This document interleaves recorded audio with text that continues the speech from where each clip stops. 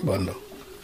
Oui, chers bien-aimés en Christ Jésus, chers internautes, chers chrétiens, chers frères et sœurs en Christ, je vous salue au nom de Jésus. Je voudrais aujourd'hui partager avec vous justement cette bonne nouvelle de Jésus-Christ. La Bible dit que béni soit celui qui se confie à l'Éternel, dont l'Éternel est son espérance. Je voudrais vous parler, mes bien-aimés, au nom de Jésus, d'abord de la foi. Et je voudrais vous dire que la foi doit se montrer par la pratique des bonnes œuvres. Et l'apôtre Jacques nous parle dans Jacques 2, que nous pourrons lire à partir du verset 1 jusqu'au verset 13. Excusez-moi. La Bible dit que, mes frères, que votre foi en notre glorieux Seigneur Jésus-Christ soit exempte de toute acception des personnes. Supposez en effet qu'il entre dans votre assemblée un homme avec un anneau d'or et un habit magnifique, et qu'il entre aussi un pauvre misérablement vêtu. Si tournant vos regards vers celui qui porte l'habit magnifique, vous lui dites, toi, assieds-toi ici à cette place d'honneur, et vous dites au pauvre, toi, tiens-toi là, debout, ou bien assis-toi au-dessus de mon marchepied. Ne faites-vous pas en vous-même une distinction, et ne jugez-vous pas sous l'inspiration des pensées mauvaises. Écoutez mes frères bien-aimés, Dieu n'a-t-il pas choisi les pauvres aux yeux du monde pour qu'ils soient riches à la foi et héritiers du monde, du royaume qu'il a promis à ceux qu'il aime? Et vous avilissez les pauvres. Ne sont-ce pas les riches qui vous oppriment et qui vous traînent devant les tribunaux? Ne sont-ce pas ceux qui outragent le bon nom que vous portez? Si vous accomplissez la loi royale selon l'écriture, tu aimeras ton prochain comme toi-même. Vous faites bien. Mais si vous faites acception des personnes, vous commettez un péché. Vous êtes condamnés par la loi comme des transgresseurs.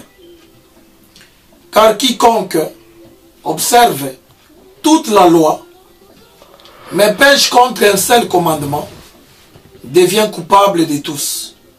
En effet, celui qui a dit, tu ne commettras point d'adultère, a dit aussi, tu ne tueras point. Or, si tu ne commets point d'adultère, mais que tu commettes un meurtre, tu deviens transgresseur de la loi. Parlez et agissez comme devant être jugé par une loi de liberté. Car le jugement est sans miséricorde pour qui n'a fait miséricorde. La miséricorde triomphe du jugement. Chers frères et sœurs en Christ, apôtre Paul nous enseigne que nous devons, bien-aimés en Christ, avoir l'attitude d'accueillir dans l'assemblée ceux qui sont riches et ceux qui sont pauvres, ceux qui sont bien vêtus et ceux qui sont mal vêtus. L'habit ne fait pas les moines, mais on reconnaît le moine par son habit. Ce n'est pas l'habit qui valorise l'homme, mais c'est la foi qui valorise l'homme. Lorsque nous voyons le frère et les sœurs viennent à l'église, chacun à son niveau, chacun a ses moyens, a ses possibilités. Mais tous, nous devons les regarder. Nous devons les accueillir de la même manière.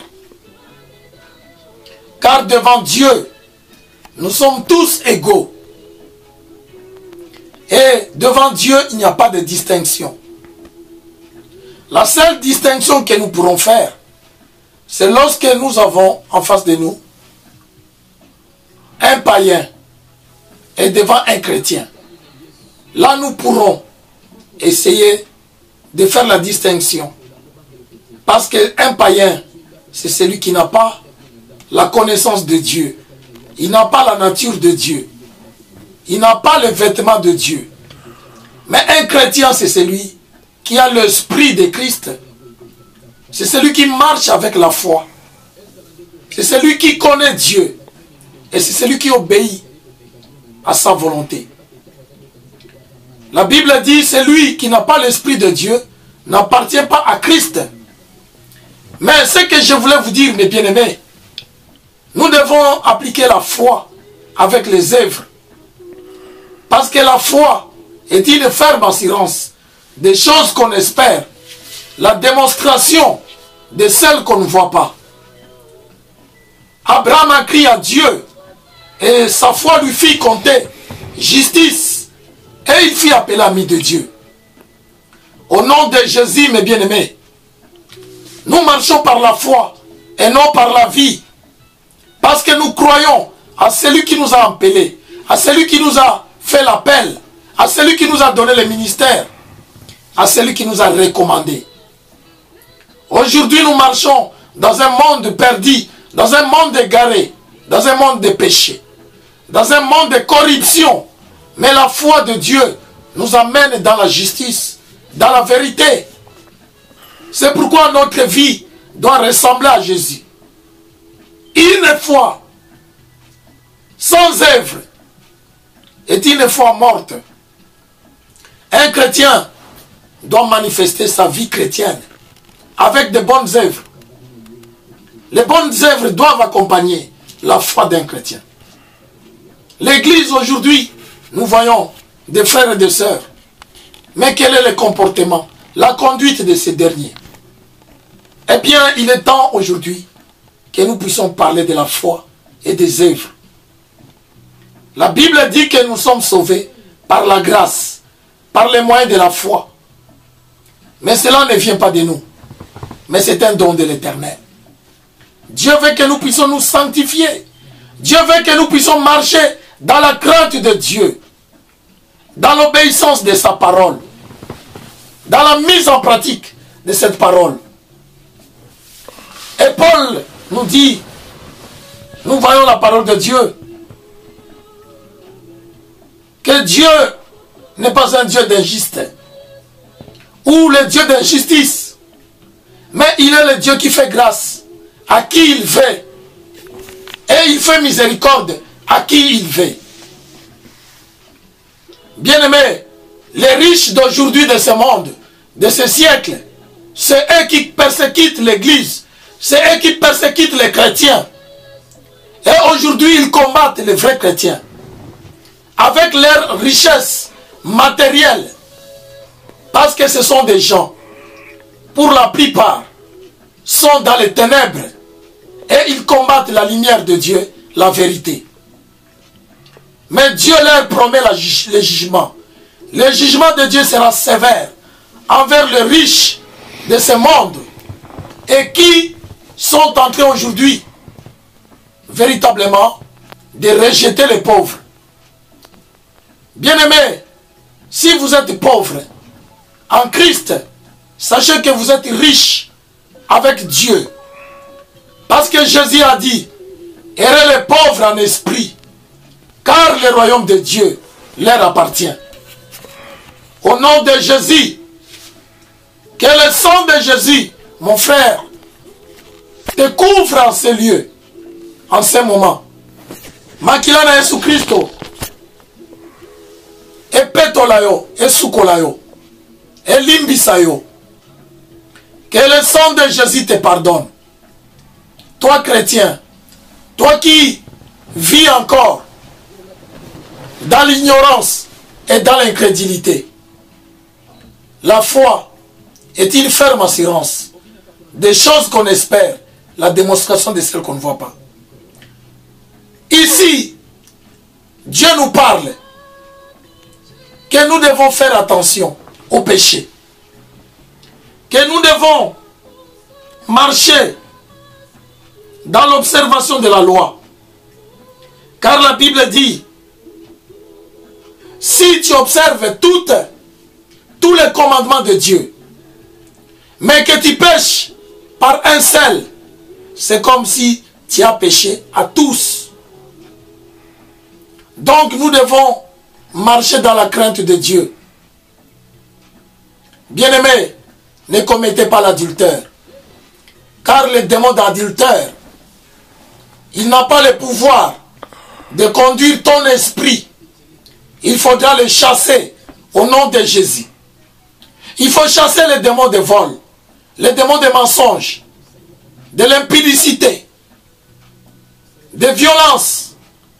On doit les chasser au nom de Jésus. Il est temps aujourd'hui que Satan puisse connaître qu'il n'a plus l'autorité sur les chrétiens, sur les enfants de Dieu, sur l'Église. Parce que Jésus nous a donné la vie éternelle.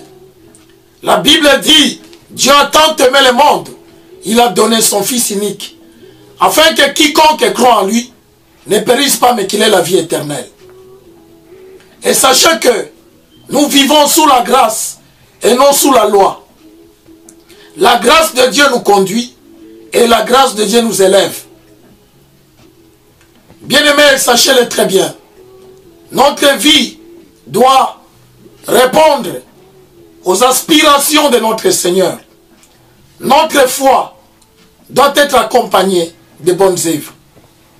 Nous devons voir les malades. Nous devons voir ceux qui sont dans les difficultés, dans les problèmes. Nous devons les visiter, les pauvres, les orphelins. Nous devons visiter les personnes qui sont dans les afflictions. Nous devons compatir. Bien-aimés, ayons ce cœur-là, de la compassion. Ayons l'attitude de faire des œuvres qui témoignent la gloire de Dieu. Si nous sommes des chrétiens, si nous sommes des serviteurs de Dieu, témoignons Jésus-Christ avec joie. Bien-aimés, la Bible dit qu'ils vous feront la guerre, mais ils ne vous vaincront pas. Car je suis avec vous pour vous délivrer. Que Dieu vous bénisse abondamment. C'est votre bien-aimé, l'apôtre Ranja Bolidovic, Église évangélique, Christ vainqueur. Je te dis que Jésus t'aime, mon frère. Ma soeur, donne ta vie à Jésus. Car le temps que tu vis, sache-le aujourd'hui, que Dieu t'a donné cette vie, afin que tu profites de ces moments pour pouvoir préparer cette rencontre. Car il revient bientôt chercher son église. Ne demeure pas, mon frère, dans l'ignorance, mais sors dans l'ignorance. Cherche véritablement à avoir une bonne relation avec le Seigneur Jésus-Christ. Que Dieu vous bénisse encore, au nom de Jésus. Amen.